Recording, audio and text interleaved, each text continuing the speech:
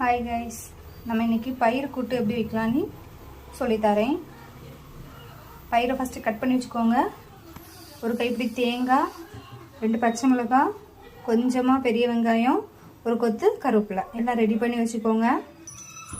First stove on பண்ணி pan வச்சு அதில் தாளிக்க தேவையான ஆயில் ஆட் பண்ணிக்கோங்க. ஆயில் நல்லா ஹீட் ஆனோன்னா 1 டீஸ்பூன் கடுகு சேர்த்துக்கலாம். கொஞ்சமாக உளுந்து ஆட் பண்ணிக்கலாம். அது கூடவே கொஞ்சமாக ஜீரகமும் ஆட் பண்ணிக்கலாம். இது பொரிஞ்சு வர டைமில் கட் பண்ணி வச்சுருக்கேன் வெங்காயத்தை ஆட் பண்ணிக்கலாம். நான் ஒரு பாதி வெங்காயம் ஆட் பண்ணியிருக்கேன். இது கூடவே ஒரு கொத்து கருவேப்பிலையும் போட்டுடலாம். 2 பச்சை மிளகாயும் இது கூட சேர்த்துக்கலாம்.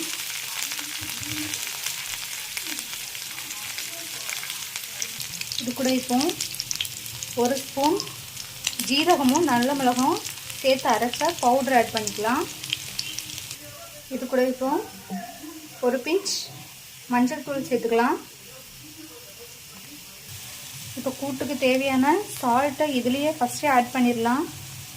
இந்த மாதிரி நல்லா வதங்கி வர டைமில் நம்ம கட் பண்ணி வச்சுருக்க பயிரை இது கூட சேர்த்துக்கலாம்.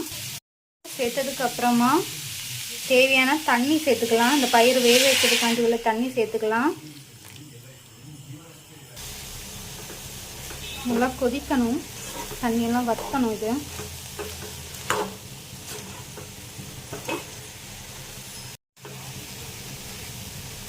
பயிரில் நம்ம தண்ணி ஆட் பண்ணோம்ல, அது நல்லா வற்றணும். நல்லா பயிர் அப்போ தான் வதங்கி வரும். கொஞ்ச நேரம் மூடி போட்டு வேக வைங்க. ஒரு 5 மினிட்ஸ்க்கு அப்புறமா நீங்கள் ஓப்பன் பண்ணி பார்த்தீங்கன்னா இந்த மாதிரி தண்ணியெல்லாம் வற்றி வரும். இந்த டைமில் நல்லா வதக்குங்க.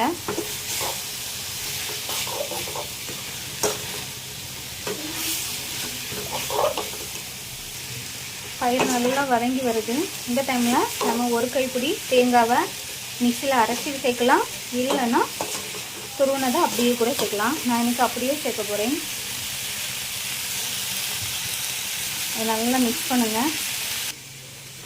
எல்லாத்தையும் நல்லா மிக்ஸ் பண்ணி இந்த ஈர பசுப்பு போட்டட்டும் நல்லா வதக்கணும். கொஞ்சம் ஃப்ளேமை லோவாக வச்சு வதக்குங்க.